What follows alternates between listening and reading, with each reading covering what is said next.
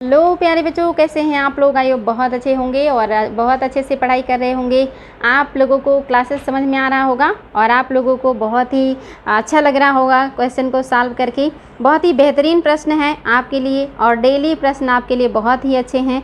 साथ ही प्रश्न के दरमियान जो और भी व्याख्या बताए जाते हैं वो भी बहुत इंपॉर्टेंट हैं, क्योंकि उन व्याख्याओं से भी क्वेश्चन बने हुए हैं और वो सारे क्वेश्चन ही हैं जो आपको व्याख्या के दरमियान बताया जाता है।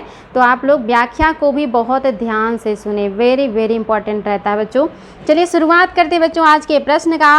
और आज का पहला प्रश्न है, दिल्ली की कुब्बत उल इस्लाम मस्जिद के प्रांगण में उन्नत जो आपका उन्नत प्रसिद्ध लौह स्तंभ है, ये किसकी स्मृति में बनाया गया था? पहला है अशोक, दूसरा है चंद्र, तीसरा है हर्ष और चौथा है आनंदपाल। बताएंगे बच्चों कि किसके जो है उपलक्ष्य में या किसके याद में बनाया गया है जो लौह स्तंभ है आपका कुतुब मीनार परिसर में।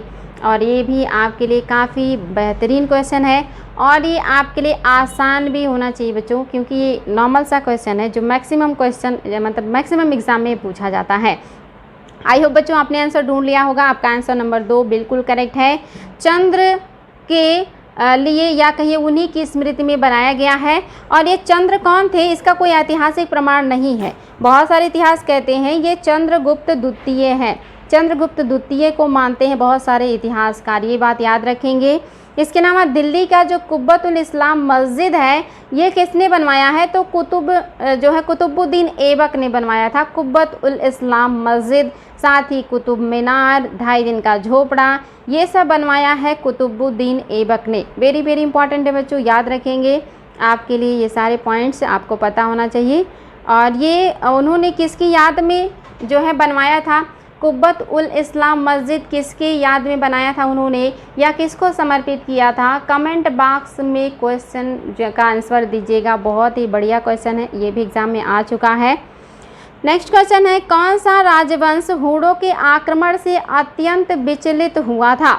इसमें तो आपको बिल्कुल भी गलती नहीं करना चाहिए और ये एग्ज़ाम में बहुत बार पूछा भी है, इसलिए बहुत इम्पॉर्टेंट है।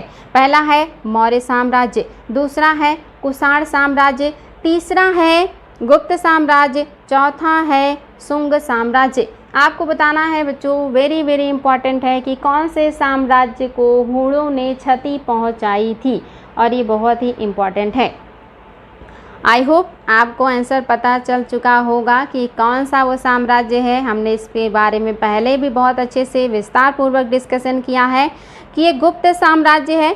गुप्तों के शासनकाल में ही हूणों का आक्रमण बड़े पैमाने पे हुआ है और उस समय शासक कौन थे? स्कंदगुप्त, स्कंदगुप्त थे बच्चों। और मैंने आपको बताया भी था कि इस बात का उल्लेख कहाँ मिलता है?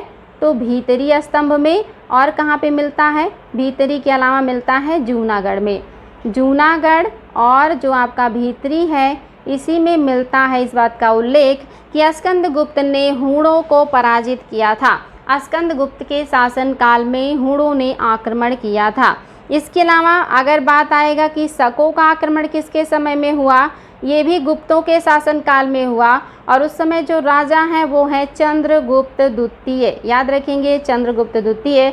और इन्हीं शकों को पराजित करने के उपलक्ष्य में चंद्रगुप्त द्वितीय ने विक्रमादित्य की उपाधि धारण की थी और चांदी का सिक्का चलाया था जिस पर बाघ का चित्र अंकित था। व्याघ्र अंकित चांदी का सिक्का शकों को पराजित करने के उपलक्ष्य में चंद्रगुप्त द्वितीय ने चलाया था। और हूणों को पराजित करने के उपलक्ष्य में स्कंदगुप्त ने जो है इन्होंने भी विक्रमादित्य की उपाधि धारण की थी, लेकिन इसका उल्लेख सिर्फ भीतरी और जूनागढ़ अभिलेख में मिलता है, इसके अलावा और कहीं नहीं मिलता है। याद रखेंगे बच्चों, बहुत बहुत इंपॉर्टेंट क्वेश्चन, ये सारे तथ्य आपको याद होने चाहिए। नेक्स्ट है, हूणों ने भारत पर आक्रमण किया था किसके शासनकाल में? तो ये तो आपका क्वेश्चन लीक हो चुका है। इसका आंसर आप बता सकते हैं कि किसके शासनकाल में भारत पर हूणों ने आक्रमण किया है। तो ये आपके कौन है? स्कंदगुप्त के शासनकाल में ही हूणों ने भारत पर आक्रमण किया है और इन्हीं का अभिलेख है भीतरी और जूनागढ़। लीजिए बच्चों, आपका नेक्स्ट क्वेश्चन जो है ये भी आपके लिए एक तरीके से कहिए कि लीक हो चुका है, क्योंकि इसका व्याख्या भी मैंने आपको बता दिया है। मेरा आदत हो गया है कि जब भी कोई क्वेश्चन दिखता है उससे संबंधित जितनी बातें होती मैं आप लोगों को बता देती हूँ। तो मेन मोटिव होता है ज़्यादा से ज़्यादा आप लोगों को तथ्य उपलब्ध कराना, क्वेश्चन की संख्या गिनाना मेरा मोटिव नहीं है। ज़्यादातर आपका कॉन्सेप्ट क्लियर करना, आपकी नॉलेज को बूस्ट करना, आपके अंदर कॉन्फिडेंस लाना और आपके लाइफ में थोड़ा सा जो आपके सक्सेस की तरफ आगे बढ़ सके उसमें अपना योगदान देना है। तो बताएंगे बच्चों, किस अभिलेख से ज्ञात होता है कि स्कंदगुप्त ने हूणों को पराजित किया था। देखिए बच्चों, यहाँ पे आपका तीसरा क्वेश्चन है और इसका भी आंसर आपको पता है, क्योंकि व्याख्या के दरमियान हमने इसकी बातें भी कर ली हैं। आई होप आपको याद होगा कि भीतरी स्तंभ लेख है और जूनागढ़ अभिलेख है या स्तंभ लेख है, इसी में हूणों के पराजय करने का स्कंदगुप्त के द्वारा जो है मिलता है वर्णन, और इसी में वर्णन मिलता है कि स्कंदगुप्त ने विक्रमादित्य की उपाधि भी धारण की थी। हालांकि इतिहास में विक्रमादित्य के नाम से जो प्रसिद्ध हैं वो चंद्रगुप्त द्वितीय हैं, ये बात भी याद रखेंगे। नेक्स्ट है बच्चों, फिर से बढ़िया वही क्वेश्चन है और ये भी आपके लिए बहुत ही बढ़िया है। और हालांकि यहाँ पे क्वेश्चन बढ़िया है, कह रहा है कि गुप्त साम्राज्य के पतन के विभिन्न कारण थे, निम्नलिखित कथनों में से कौन सा कारण नहीं था। आपको कारण नहीं था ये बताना है बच्चों। तो पहला है हूणों का आक्रमण, दूसरा है प्रशासन का सामर्थ्य ढांचा। यहाँ पे देखेंगे बच्चों, प्रशासन का जो सामर्थ्य ढांचा है ये सामर्थ्य ढांचा नहीं होगा, बल्कि ये क्या हो जाएगा, ये होगा सामंतीय ढांचा। याद रखेंगे बच्चों, यहाँ पे क्या हो जाएगा, सामंतीय ढांचा, सामंतीय ढांचा, प्रशासन का सामंतीय ढांचा। और तीसरा है उत्तरवर्ती गुप्तों का बौद्ध धर्म स्वीकार करना, और चौथा है अरब आक्रमण। अब बताना है बच्चों कौन सा रीज़न गुप्तों के पतन का नहीं है। Very very important and very interesting question, और ये आप लोग गलत नहीं करेंगे, मुझे पूरा उम्मीद है। ये कॉमन सेंस का क्वेश्चन है बच्चों, अगर नहीं भी पढ़ा है तो सही कर सकते हैं। आपका ऑप्शन नंबर 4 ये नहीं होगा। आप देख रहे हैं गुप्त साम्राज्य कहाँ जो है देख रहे हैं आप कब है, तो आप देख रहे हैं 3री 4वीं 5वीं शताब्दी ईस्वी में है। और अरब आक्रमण आपका कहाँ हो रहा है, मिडवल हिस्ट्री में हो रहा है, यानी कि बहुत लेट में हो रहा है, उससे 2 शताब्दी बाद हो रहा है। तो ऐसे में ये ऑप्शन हो ही नहीं सकता। और पहला तो आपको पता ही हूणों के आक्रमण ने प्रभावित किया है और प्रशासन का समांतीकरण भी किया है। और आपका जो है उत्तरवर्ती गुप्तों का जो है बौद्ध धर्म स्वीकार करना, क्या आपका ये रीज़न है, तो नहीं, ये रीज़न भी नहीं है। तो कह रहा पतन का कारण कौन सा नहीं है, तो पतन का कारण आपका क्या है, अरबों का आक्रमण। याद रखेंगे बच्चों, उत्तर गुप्तवर्ती शासकों ने बौद्ध धर्म को स्वीकार किया था, और बौद्ध धर्म को स्वीकार करने का तात्पर्य है कि अहिंसा का पालन करेंगे, युद्ध नहीं करेंगे, ऐसी चीज़ें, और जो है एक धर्म की तरफ इनकी आस्था बढ़ेगी तो दूसरे लोग जो है सपोर्ट नहीं करेंगे, ये बातें हैं। और कोई रीज़न नहीं है कि बौद्ध धर्म स्वीकार कर लिया तो पतन हो गया। बात समझ रहे होंगे कि अहिंसा का पालन बौद्ध धर्म में होता है और युद्ध वगैरह छोड़ना पड़ता है, जो कि एक रीज़न बन सकता है। नेक्स्ट है बच्चों, निम्नलिखित में से कौन सही सुमेलित नहीं है। पहला है कुमारगुप्त प्रथम, क्या इनका मंदसौर अभिलेख है। दूसरा है क्या पतिक का तक्षशिला अभिलेख है। तीसरा है क्या प्रभावती गुप्ता का उदयगिरी गुफा अभिलेख है। और चौथा है क्या समुद्रगुप्त का एरण अभिलेख है। आपको बताना है बच्चों, बहुत ही इंपॉर्टेंट है और वेरी वेरी नाइस क्वेश्चन, और ये एग्ज़ाम में बहुत ज़्यादा आता है। और यहाँ से आपके 4 क्वेश्चन क्लियर होने वाले हैं, इसलिए आपको इसका आंसर देना है। आई थिंक आप इसको बहुत आसानी से बता सकते हैं। और आपका आंसर है कि 3 जो है ये सुमेलित नहीं है। कुमारगुप्त प्रथम का एरण अभिलेख है, बिल्कुल सही है। पतिक का तक्षशिला अभिलेख है, ये भी सही है। और समुद्रगुप्त का एरण अभिलेख है, ये भी सही है। लेकिन प्रभावती गुप्ता का ये नहीं है, बल्कि जो उदयगिरी का अभिलेख है ये प्रभावती गुप्ता के पिता चंद्रगुप्त द्वितीय का है, चंद्रगुप्त सेकंड का है। याद रखेंगे, उदयगिरी जो गुफा अभिलेख है ये चंद्रगुप्त सेकंड का है। समुद्रगुप्त का एरण अभिलेख है, प्रयाग प्रशस्ति है। कुमारगुप्त का मंदसौर है। स्कंदगुप्त का भीतरी, और आपने देखा था एक और भी था जूनागढ़। याद रखेंगे बच्चों, ये सारी बातें आप लोगों को पता होनी चाहिए, वेरी वेरी इंपॉर्टेंट है, और ये आपके लिए बढ़िया क्वेश्चन था। चलिए नेक्स्ट देखते हैं बच्चा लोग। ईसा की 3री शताब्दी से, जबकि हूण आक्रमण से रोमन साम्राज्य समाप्त हो गया था, भारतीय व्यापारी अधिकाधिक निर्भर हो गए। वेरी वेरी इंपॉर्टेंट क्वेश्चन बच्चों। जब क्या ईसा की तीसरी शताब्दी में जब हूण आक्रमण के कारण रोम साम्राज्य का पतन हो गया, यानी कि मध्य एशिया और यूनान जो साम्राज्य है यहाँ पे हूणों का साम्राज्य हो गया, तो ऐसे में भारतीय जो व्यापारी थे, जो व्यापार करते थे, फिर उन्होंने अपना रुख किधर को मोड़ लिया था। तो आप बताएंगे क्या अमेरिका व्यापार पर, या पश्चिमी यूरोपीय व्यापार पर, या दक्षिण पूर्वी एशिया व्यापार पर, या मध्य पूर्वी व्यापार पर। तो ये भी आपके लिए बहुत ही बढ़िया है और आपको पता है कि क्या आंसर होगा। अमेरिका का तो होगा ही नहीं बच्चों, क्योंकि अमेरिका तो आप देख रहे हैं बहुत बाद में ढूंढा गया है। ये तो वास्को डी गामा के पहले जो है ढूंढा है कोलंबस ने, तो इसका तो नामो निशान ही नहीं था, तो ये तो आप एलिमिनेट कर दीजिए। इसके अलावा मध्य पूर्वी व्यापार होगा ही नहीं, क्योंकि मध्य एशिया के ही तो विदेशी आक्रमणकारी हैं हूण, इसलिए आपका मध्य पूर्व व्यापार भी नहीं होगा। अब आप कह रहे पश्चिमी यूरोप, तो पश्चिमी यूरोप के साथ व्यापार कैसे कोई कर पाएगा जब जलीय मार्ग का तब खोज ही नहीं हुआ था और स्थल मार्ग पे जो है हूणों ने अधिकार कर लिया है, तो आपका पश्चिमी यूरोप के साथ व्यापार भी नहीं होगा। अगर जलीय मार्ग होता तो संभव था कि हो सकता था, लेकिन अभी वास्को डी गामा आए नहीं है, उन्होंने उस जलीय मार्ग को ढूंढा नहीं है, तो ये भी नहीं होगा। देखिए बच्चों कितना बढ़िया क्वेश्चन था और इससे आपका कितना सारा कॉन्सेप्ट क्लियर हो रहा है। आपका तीसरा सही है। दक्षिण पूर्व एशिया के व्यापार की तरफ हमारे यहाँ के जो व्यापारी हैं वो मुड़ गए, क्योंकि जो यूनान है और जो जो एशिया है इस पर जो है हूणों का अधिकार हो गया, उन्होंने जो है साम्राज्य पर अधिकार कर लिया है। तो देखिए बच्चों कितना बढ़िया है। अगर इस तरह से आप सोचने वाले प्राणी हैं तो आप ये एलिमिनेट करेंगे, ये भी एलिमिनेट कर सकते थे और ये भी हटा सकते थे। और इस तरह से जो समझदार बच्चे होते हैं, स्मार्ट स्टडी करते हैं और स्मार्ट तरीका अपनाते हैं, वो हार्ड क्वेश्चन को भी बहुत आसानी से सॉल्व कर लेते हैं बच्चों। इसीलिए पढ़ना ही नहीं बल्कि टेक्निकल सोच भी ज़रूरी है, थोड़ा क्रिएटिव दिमाग भी होना चाहिए और साथ में प्रैक्टिस तो बहुत ज़रूरी है। नेक्स्ट क्वेश्चन है बच्चों, गुप्त काल में उत्तर भारतीय व्यापार निम्नलिखित में से किस एक पत्तन से संचालित होता था। आपको बताना है गुप्त काल में उत्तर भारत का जो व्यापार है वो कौन से बंदरगाह से संचालित होता था। पहला है ताम्रलिप्ति, दूसरा है कल्याण, तीसरा है काम्बे, चौथा है हुगली। आप बताएंगे बच्चों ये क्वेश्चन भी आपके लिए आसान है और आपने अगर हिस्ट्री पढ़ा है तो आप इसे बहुत अच्छे से बता सकते हो और मेरा हर बच्चा बता सकता है, कोशिश तो कर ही सकता है। अगर गलती होती है नो प्रॉब्लम, गलतियां कीजिए, खूब गलतियां कीजिए, यहाँ जितनी गलती कर पाइए खूब गलती कीजिए, कोई दिक्कत नहीं है। गलती करिए, सीखिए, एग्ज़ाम में जाके गलती नहीं करना है, सारी गलतियाँ आप यहीं कर डालिए। तो आपको पता है कौन सा होगा बच्चा लोग, तो आपका पहला ऑप्शन बिल्कुल सही है, ताम्रलिप्ति होगा। और अगर आप एलिमिनेट कर दे तो आपका हुगली पहले एलिमिनेट हो जाता, क्योंकि हुगली बंदरगाह प्राचीन काल में नहीं फेमस था, ये तो आधुनिक काल में फेमस हुआ है हुगली नामक बंदरगाह, इसलिए ये होगा ही नहीं। और कैम्बे जो है ये भी नहीं होगा क्योंकि ये गुजरात के आसपास का है। तो आपका ताम्रलिप्ति बहुत ही महत्वपूर्ण और फेमस बंदरगाह था। ऑप्शन नंबर ए आपका बिल्कुल करेक्ट है बच्चा लोग, इसमें कोई भी डाउट आप लोगों को नहीं होना चाहिए। बहुत ही बढ़िया क्वेश्चन है। चलिए नेक्स्ट देखते हैं बच्चा लोग क्या है क्वेश्चन। ये भी बहुत ही, ये देखिए ये क्वेश्चन भी आपके लिए कॉमन सेंस का है, आईएएस का क्वेश्चन है, इससे आपका दिमाग जो है बिल्कुल अच्छे से वर्क करेगा। चलिए ध्यान से सुनिएगा। क्वेश्चन है, भारत ने दक्षिण पूर्वी एशिया के साथ अपने आरंभिक सांस्कृतिक संपर्क तथा व्यापारिक संबंध बंगाल की खाड़ी के पार बना रखे थे। निम्नलिखित में से कौन सी बंगाल की खाड़ी के इस उत्कृष्ट आरंभिक समुद्री इतिहास की सबसे विश्वसनीय व्याख्या हो सकती है।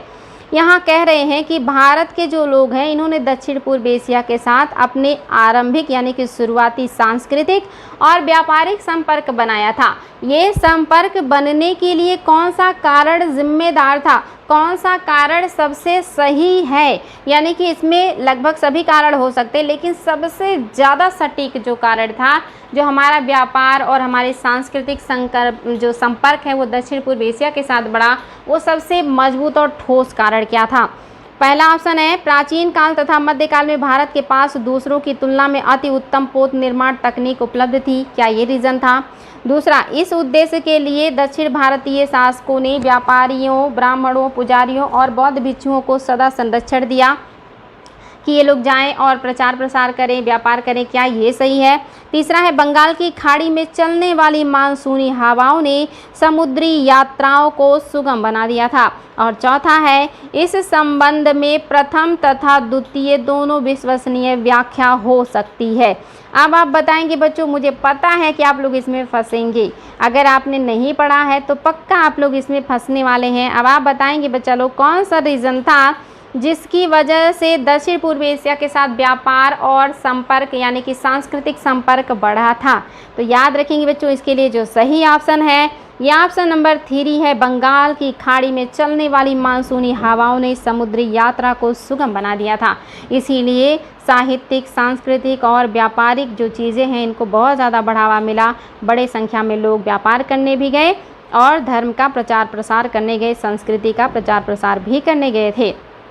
चलिए इसी क्रम में बच्चों हमारे पास एक और भी बढ़िया क्वेश्चन आ गया है और क्वेश्चन है प्राचीन भारत में देश की अर्थव्यवस्था में अत्यंत महत्वपूर्ण भूमिका निभाने वाली श्रेणी संगठन के बारे में कौन सा कथन सही नहीं है? क्वेश्चन में कोई दम नहीं है। क्वेश्चन सीधे यही पूछ रहा है कि प्राचीन काल में जो श्रेणियाँ होती थी, जो व्यापारियों का संगठन होता था जिसे श्रेणी कहते थे, इसके बारे में कौन सा कथन सही नहीं है? तो चलिए देख लेते हैं क्या सही नहीं है। पहला है प्रत्येक श्रेणी राज्य की एक केंद्रीय प्राधिकरण के साथ पंजीकृत होती थी और प्रशासनिक स्तर पर राजा उनका प्रमुख होता था।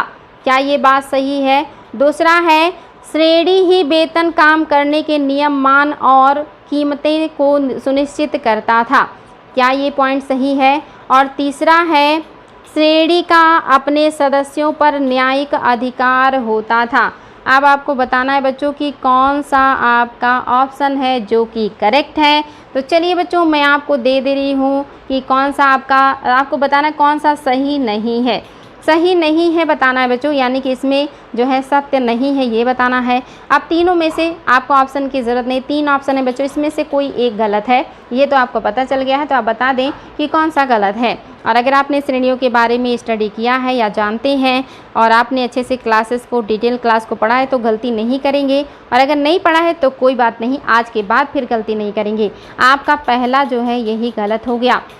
गलत क्यों है बच्चों? क्योंकि जो आपके श्रेणियाँ हैं ये क्या हैं? ये व्यापारियों का एक संगठन है और श्रेणियों का अपने सदस्यों पर न्यायिक अधिकार भी होता था। इसके अलावा श्रेणियों के द्वारा सदस्यों को वेतन भी दिए जाते थे, काम करने के नियम भी बनाए जाते थे, साथ ही मानकों और कीमतों का निर्धारण भी किया जाता था इन्हीं के द्वारा। और प्रत्येक श्रेणी का अपना एक प्रमुख भी होता था। राजा का श्रेणियों के संचालन में कोई हस्तक्षेप नहीं होता था। ये याद रखेंगे, श्रेणियाँ अपने नियम स्वयं बनाया करती थी। और ये बहुत ही इम्पोर्टेंट है बच्चों, इसमें जो राजा कह दिया, ये जो कह रहा है कि राजा, ये गलत है। यानी कि प्रत्येक श्रेणी राज्य की एक केंद्रीय प्राधिकरण के साथ पंजीकृत होती थी, यहाँ तक तो ठीक है, लेकिन राजा उसका प्रमुख होता था, ये गलत है, ये सही नहीं है। ये याद रखेंगे बच्चों। दूसरा बिल्कुल सही है, वेतन और काम के नियम वही निर्धारित करते थे और इनका अपना न्यायिक अधिकार भी होता था, यानी कि ये ही एक दूसरे की सज़ा के लिए या कहिए कि न्याय का काम भी किया करते थे। तो बच्चा लोग आपका ऑप्शन नंबर ए जो है वो सही नहीं है, आपका दूसरा तीसरा बिल्कुल सही है। चलिए बच्चों ये भी बढ़िया क्वेश्चन है, लेकिन कोई दम नहीं है इसमें, क्योंकि आपको व्याख्या के दरमियान हमने ये बातें बताई हैं। अब चलिए देखते हैं कि आप मेरी बातों को कितना ध्यान से सुनते हैं, कितनी गंभीरता से मेरे हर स्टेटमेंट को सुनते हैं। अगर आप सच में ईमानदारी से सुनते हैं तो ये क्वेश्चन आप बहुत आसानी से बता सकते हैं। और आपका जो क्वेश्चन है, विशाख दत्त के प्राचीन भारतीय नाटक मुद्रा राक्षस का विषय वस्तु है। मुद्रा राक्षस का विषय वस्तु क्या है? बता चुकी हूँ बच्चा लोग, बताइएगा। ए है प्राचीन हिंदू जनश्रुतियों के देवताओं और राक्षसों के बीच संघर्ष के बारे में है मुद्रा राक्षस में, या एक आर्य राजकुमार और कबीली महिला की प्रेम कथा के बारे में है, या दो आर्य कबीलों के बीच सत्ता के संघर्ष की कथा के बारे में है, या चंद्रगुप्त मौर्य के समय में राज दरबार के दुर्लभ संधियों के बारे में है। अब आपको बताना है बच्चों कि कौन सा ऑप्शन सही है। और मुझे पता है कि मेरे बच्चे अगर अच्छे से पढ़े होंगे मेरी क्लास को तो वो गलती नहीं करेंगे, और अगर नहीं पढ़े हैं तो भी कोई टेंशन की बात नहीं, आज के बाद गलती मत कीजिएगा, एग्जाम में जाके गलती मत कीजिएगा। तो आपका बच्चा लोग कौन सा सही हो जाएगा? ऑप्शन नंबर 4 सही हो जाएगा। विशाख दत्त की मुद्रा राक्षस में चंद्रगुप्त मौर्य के समय के राज दरबार के दुर्लभ संधियों का, राज दरबार के षड्यंत्रों का, चंद्रगुप्त के गद्दी पे या सिंहासन पे बैठने का, इन सभी का बहुत ही विस्तार पूर्वक वर्णन मिलता है। वेरी वेरी इंपॉर्टेंट है बच्चों, ऑप्शन नंबर 4 आपका बिल्कुल सही है।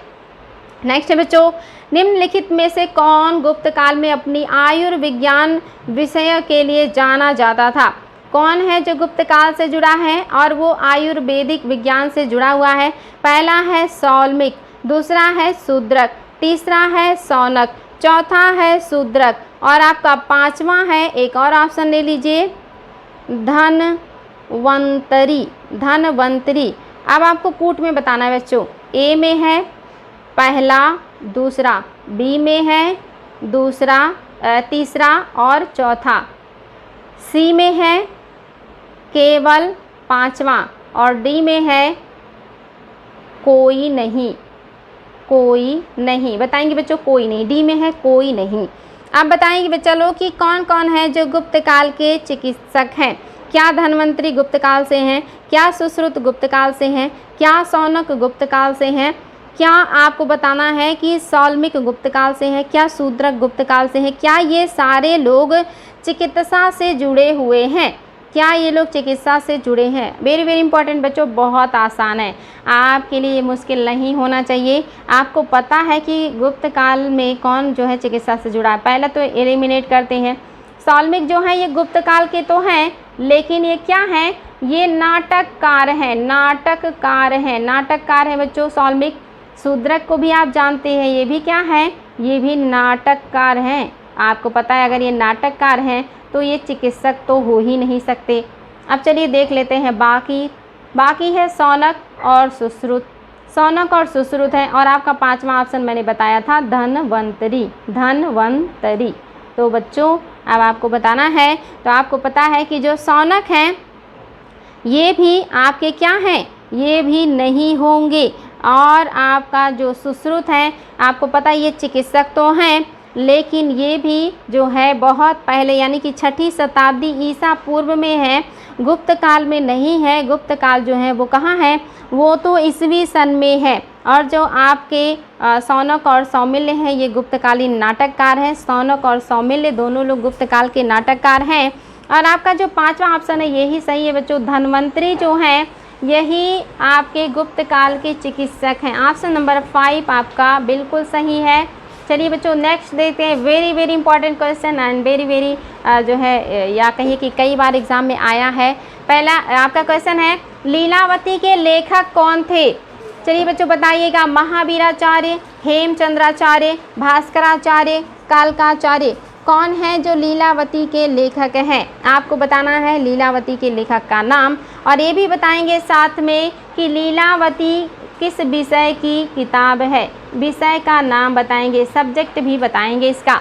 तो आई होप आपको आंसर पता होगा। हमने व्याख्या के दरमियान ये बातें आपको बताई थी कि जो भास्कराचार्य हैं या इन्हीं को भास्कर सेकंड भी कहा जाता है, इन्होंने ही लीलावती पुस्तक को लिखा है।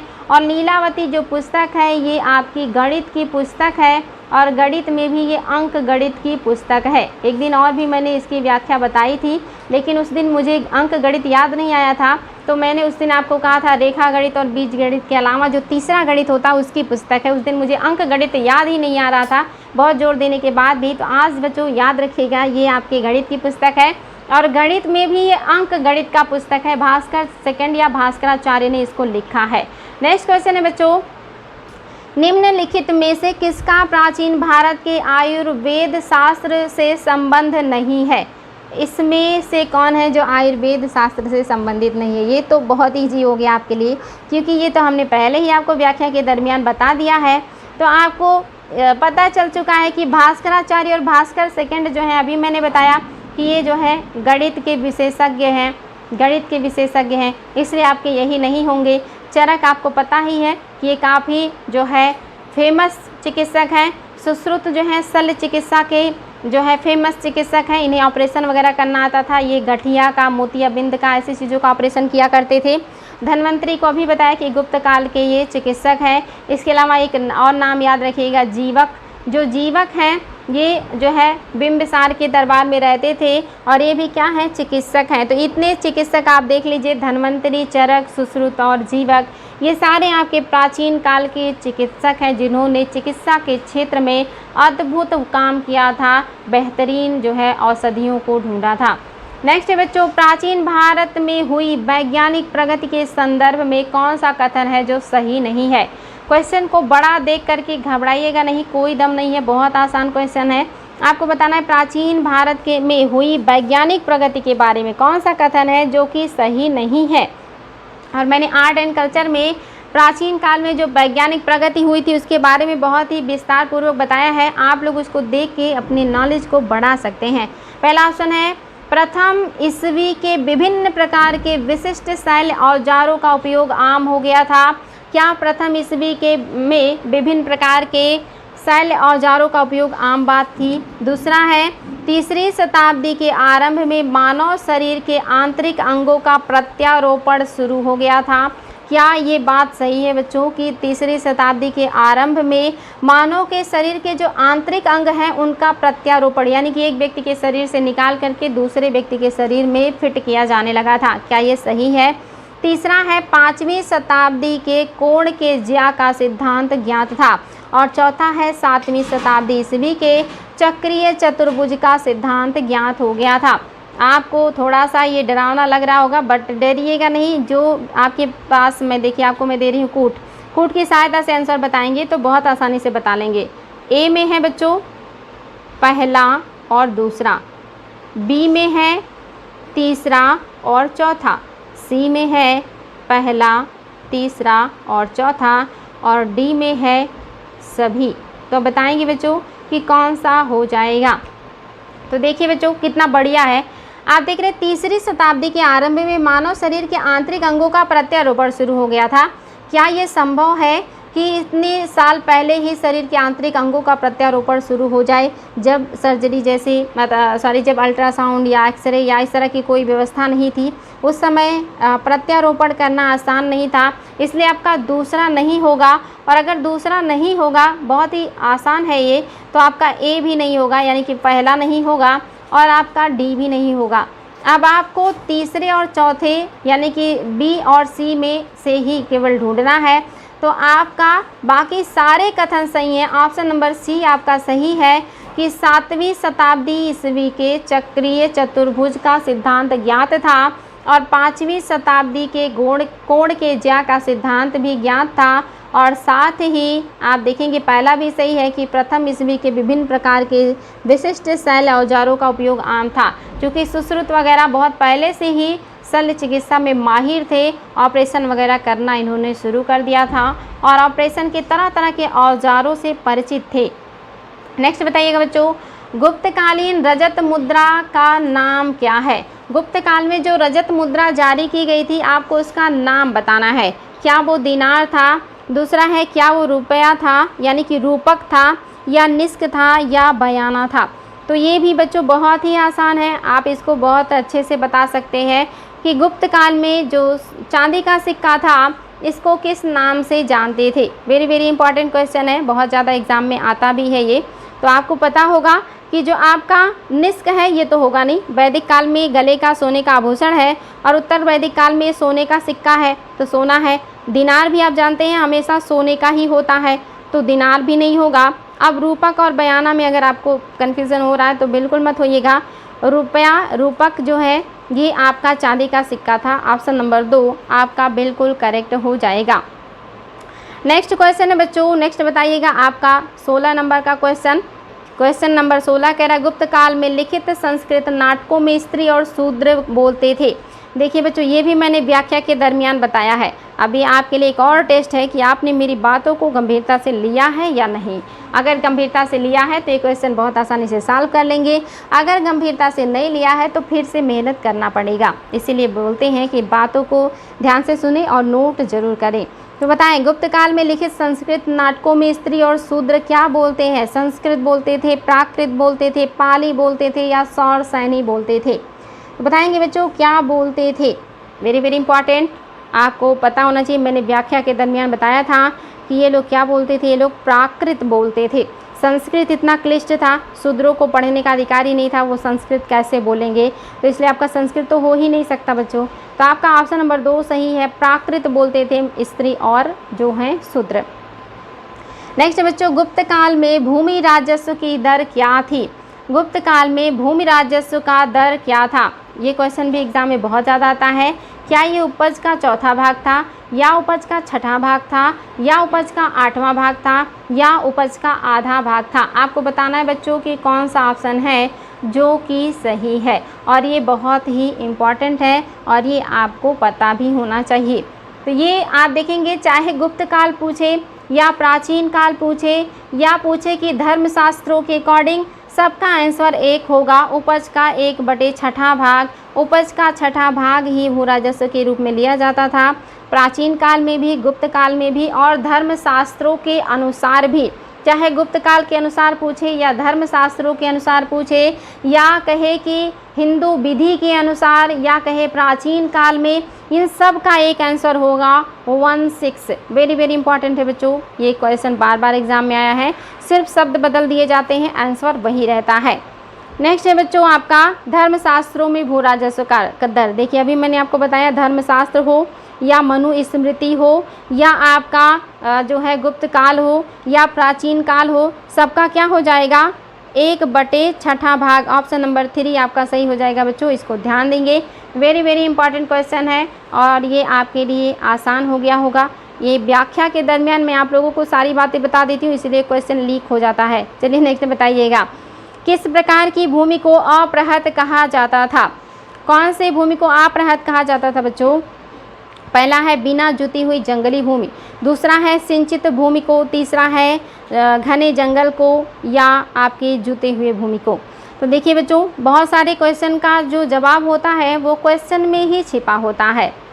आप देख रहे हैं अपृहत, यानी कि जिसको आहत ना किया गया हो, और बिना आहत किए आप जुताई कैसे करेंगे या उसका उपयोग कैसे करेंगे? तो आपको पता है अपृहत मतलब जिसकी जुताई ना की गई हो या जिसको आहत ना किया गया हो। तो आपका कौन सा हो जाएगा? बिना जुती हुई जंगली भूमि को ही अपृहत भूमि कहा जाता था। वेरी वेरी इंपॉर्टेंट बच्चों, इसको ज़रूर ध्यान दीजिएगा। बिना जो है जुती हुई जंगली भूमि को अपृहत भूमि कहा जाता था। नेक्स्ट है बच्चों, भारत के इतिहास के संदर्भ में कुल्यवाप व द्रोणवाप शब्द किसको निर्दिष्ट करता है? ये क्वेश्चन मैंने पहले भी पूछा था और आपके लिए दोबारा आ गया है। ये क्वेश्चन गलत नहीं करेंगे आप लोग, बिकॉज ये हम लोग पहले ही डिस्कस कर चुके हैं। पहला है भूमि माप का पैमाना था, दूसरा है विभिन्न मौद्रिक मूल्य के सिक्के थे, तीसरा है नगर की भूमि का वर्गीकरण था, और चौथा है धार्मिक अनुष्ठान था। तो बताएंगे बच्चों कि आपका कुल्यवाप तथा द्रोणवाप किसको निर्दिष्ट करता है, किसकी बात करता है? तो आपको पता होगा ये क्या है, ये भूमि माप का पैमाना है। वेरी वेरी इंपॉर्टेंट है बच्चों। गुप्त काल में भूमि से अलग अलग राजस्व लिया जाता था और उसका जो माप है उसके लिए कुल्यवाप, द्रोणवाप या अधवाप भूमि माप की इकाई थी। याद रखेंगे, कुल्यवाप, द्रोणवाप और अधवाप, इसमें से कोई भी आपका आ जाए ऑप्शन में, याद रखिएगा वाप वाप सब में है। ये सब क्या हैं? भूमि माप की इकाई है। वेरी वेरी इंपॉर्टेंट है बच्चों, ये तीनों भूमि माप की इकाई हैं और वो भी गुप्त काल से संबंधित हैं। नेक्स्ट है, तीसरी शताब्दी में वारंगल क्यों प्रसिद्ध था? तीसरी शताब्दी में वारंगल किसके लिए प्रसिद्ध था? क्या ये तांबे के बर्तन के लिए प्रसिद्ध था? दूसरा है स्वर्ण आभूषणों के लिए प्रसिद्ध था, तीसरा है लोहे के यंत्रों के लिए प्रसिद्ध था, और चौथा है हाथी दांत के लिए प्रसिद्ध था। तो बताएंगे बच्चों, तीसरी शताब्दी में वारंगल किस लिए प्रसिद्ध था? आई होप आपको आंसर पता चल चुका होगा और आप लोग इसको बहुत आसानी से बता सकते हैं।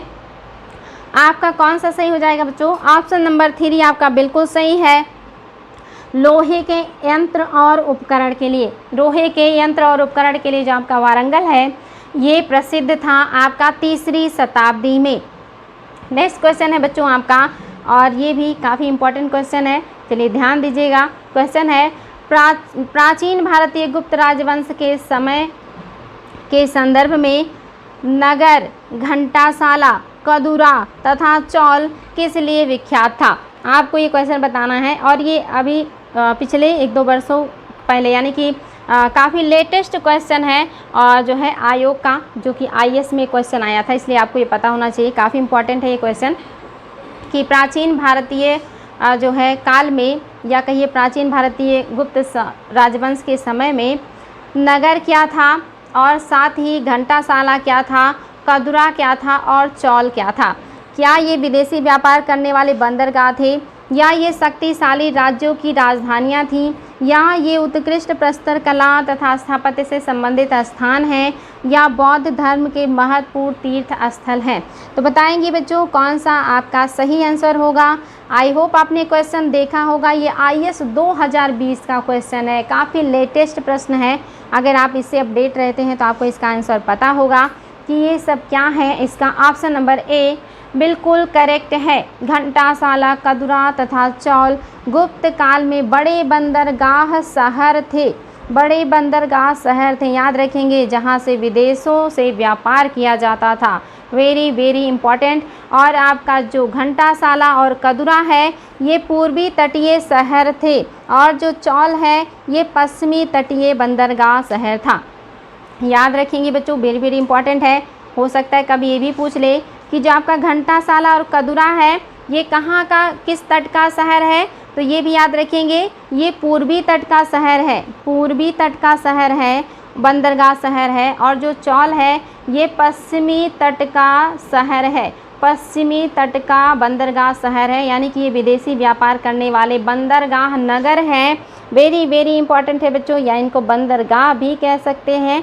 नेक्स्ट क्वेश्चन है, तोरमान किस जातीय दल का था? तोरमान किस जातीय दल का था? ऑप्शन में है सीथियन, हूण, यूची, शक। आपको बताना बच्चों तोरमान किस जातीय दल का था। Very very important question, exam में कई बार आया है ये, और इसका आंसर आप लोगों को पता होना चाहिए। तो आई होप आपने आंसर जो है बता दिया है, तो बढ़िया है। आपका आंसर नंबर कौन सा हो जाएगा? तो जो तोरमान है ये क्या है? ये एक हूण शासक है, या हूण जाति के हैं। हूणों का आक्रमण आपने देखा ही था, गुप्तों के साम्राज्य में बहुत ज़्यादा होने लगा था, और इसी से जुड़ा है। हूण आक्रमणकारी हैं, या हूण राजा हैं, या हूण जाति दल से संबंधित है तोरमाड़ या तोरमय। नेक्स्ट है बच्चों, निम्नलिखित कथनों में से कौन सा कथन सही नहीं है? इनमें से कोई कथन ऐसा है जो कि आपका सही नहीं है। पहला है, गुप्त सम्राट स्वयं के लिए दैवीय अधिकारों का दावा करते थे। दूसरा है, उनका प्रशासन नितांत केंद्रीकृत था। तीसरा है, उन्होंने भूमिदान की परंपरा को विस्तारित किया था। आपको बताना है बच्चों कौन सा है जो कि सही नहीं है, और आपके लिए ये तो और भी आसान है, 3 ही पॉइंट है, और इसी में से आपको बताना है कि कौन सा सही नहीं है। आई होप आपने आंसर को ढूंढ लिया होगा। ऑप्शन नंबर आपका कौन सा है जो कि सही नहीं है? तो आपका ऑप्शन नंबर 2 जो है ये सही नहीं है, क्योंकि ये कह रहा है कि उनका प्रशासन नितांत केंद्रीकृत था, इसलिए आपका ये सही नहीं है। गुप्त साम्राज्य में को दैवीय अधिकारों का दावा करने का जो है देखा है, आपने बात किया है। जो राजा हैं ये लोग काफ़ी भारी भरकम उपाधियां लिया करते हैं, ज़्यादातर जो है ये उनकी उपाधियां जो हैं ये वैष्णव धर्म से जुड़ी हैं। साथ ही उन्होंने भूमिदान की परंपरा को भी काफ़ी विस्तार दिया था, इसलिए आपका पहला तीसरा सही है, लेकिन आपका दूसरा जो है ये सही नहीं है। चलिए बच्चों नेक्स्ट क्वेश्चन देखते हैं, और आज का लास्ट क्वेश्चन, ये क्वेश्चन भी बहुत ही बढ़िया है और काफ़ी इम्पोर्टेंट है। क्वेश्चन है, गुप्त काल के दौरान भारत में बलात् श्रम के संदर्भ में निम्नलिखित में से कौन सा कथन सही है? यानी कि जो किसी से ज़बरदस्ती काम करवाया जाए उस काम के बारे में कौन सा कथन सही है? तो पहला है, ऐसे राज्य के लिए आय का एक स्रोत जनता द्वारा दिया जाने वाला एक प्रकार का कर माना जाता था। क्या बलात् श्रम एक कर था जो राजा को जनता द्वारा दिया जाता था? दूसरा है, यह गुप्त साम्राज्य के मध्य प्रदेश तथा काठियावाड़ क्षेत्र में पूर्णतः विद्यमान था। तीसरा है बालात श्रमिक साप्ताहिक मजदूरी का हकदार होता था। चौथा है मजदूर के ज्येष्ठ पुत्र को बालात श्रम के रूप में भेज दिया जाता था। तो बताना है बच्चा लोग कि आपका कौन सा स्टेटमेंट सही है। गुप्त काल के दौरान भारत में जो बलात् श्रम यानी कि ज़बरदस्ती जो कार्य कराया जाता था उसके बारे में कौन सा कथन है जो कि सही है। आई होप ये आंसर बहुत आसान है बच्चों। बालात् श्रम को जो है क्या कहा जाता है, इसको प्राचीन काल में बिष्ट कहा जाता था। इसलिए क्वेश्चन कई बार आया है कि बिष्ट क्या था। तो बिष्ट जो है बालात श्रम है या बिना वेतन के काम है, और बिना वेतन के काम कौन सा है, तो ऑप्शन नंबर ए सही है। इसे राज्य के लिए आय का एक स्रोत माना जाता था।